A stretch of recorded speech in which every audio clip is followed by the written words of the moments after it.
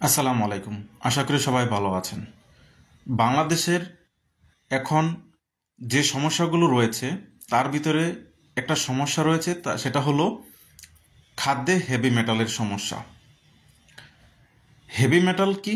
Heavy metal হলো এমন একটি ধাতু যেগুলো শরীরের জন্য অত্যন্ত ক্ষতিকর,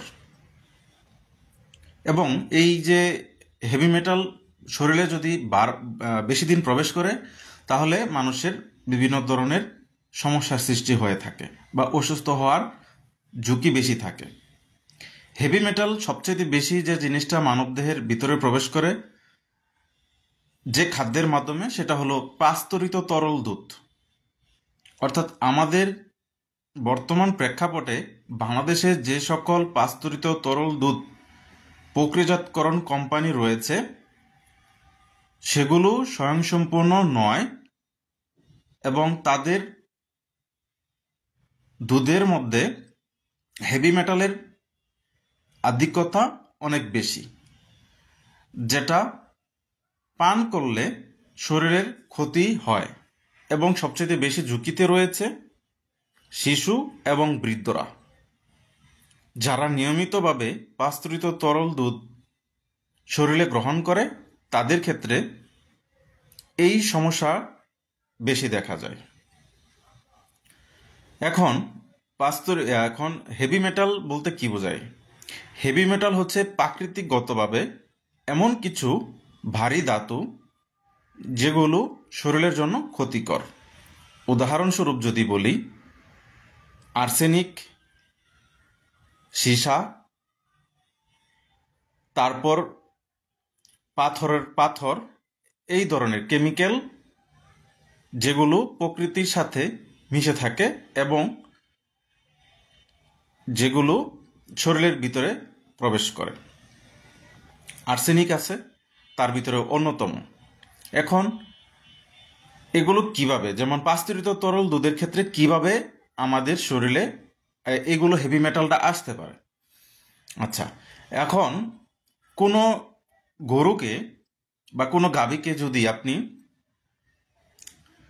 ঘাস খাওয়ান, যে ঘাসগুলোর উপস্থিত আছে যে কারখানার ময়লা, দূষিত পদার্থ, এখানে যে ঘাসগুলো জন্মে সেই ঘাসগুলো যদি আপনি ওই পশুকে খাওয়ান তাহলে ওই হেভি মেটালটা পশুর ভিতরে প্রবেশ করে এবং যা দুধের মাধ্যমে বা মাংসের মাধ্যমে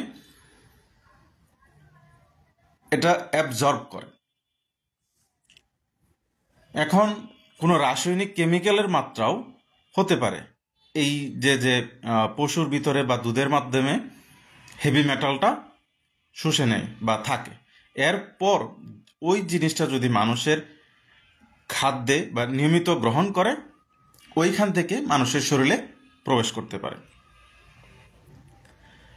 আরেকটা দিক হতে পারে, সেটা হলো আপনি যেখানে সংরক্ষণ করছেন দুধ, যেখানে সংরক্ষণ করছেন সীসা বা পলিব্যাগ বা বিভিন্ন ধরনের যে উপায়ে যে কার্বন, এখানেও হেভি মেটালটা সংযুক্ত থাকতে পারে। এটা 100% হেভি মেটাল ফ্রি নয়, যার ফলে দুধ সংরক্ষণের সময় ওইখান থেকে হেভি মেটালটা দুধের সংস্পর্শে আসে এবং পরবর্তী মানবদেহের ভিতরে প্রবেশ করে, যার ফলে হেভি মেটালটা মানবদেহের ভিতরে সহজেই প্রবেশ করতে পারে। এখন হেভি মেটাল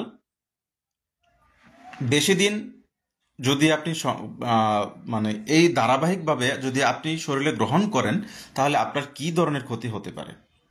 হেভি মেটালটা যদি আপনি গ্রহণ করেন তাহলে সর্ববৃহৎ যে জিনিসটা হয় সেটা হলে হাড়ে ক্ষয় হতে পারে। অল্পতেই যে হাড়ে ক্ষয়, সেটার হেভি মেটালের মাধ্যমে হতে পারে। 2 নাম্বার, ক্যান্সারের ঝুঁকি। হেভি মেটাল বেশি পরিমাণে শরীরে গ্রহণ করলে ক্যান্সারের আধিক্যতা বেশি দেখা দেয়। স্মরণ শক্তি হ্রাস। শিশুদের যে স্মরণ শক্তি কমে যাওয়া, বা অনেক সময় দেখা গেছে যে আমরা 20 সেকেন্ড 10 সেকেন্ড কিছু মনে রাখতে পারি না, বা অনেক সময় মনে থাকে না, অনেক চেষ্টা করার পরেও এগুলো আমাদের মনের ভিতরে থাকে না। এটার কারণ হচ্ছে হেভি মেটালের বেশি পরিমাণে গ্রহণ করা। এর ফলে এমনটা হতে পারে। তারপরে আরেকটা বিষয় হতে পারে, সেটা হলো রোগ প্রতিরোধ ক্ষমতা কমে যাওয়া। রোগ প্রতিরোধ ক্ষমতা কমে যাওয়ার অন্যতম বৈশিষ্ট্য হচ্ছে শরীরে হেভি মেটালের পরিমাণ বেশি থাকলে।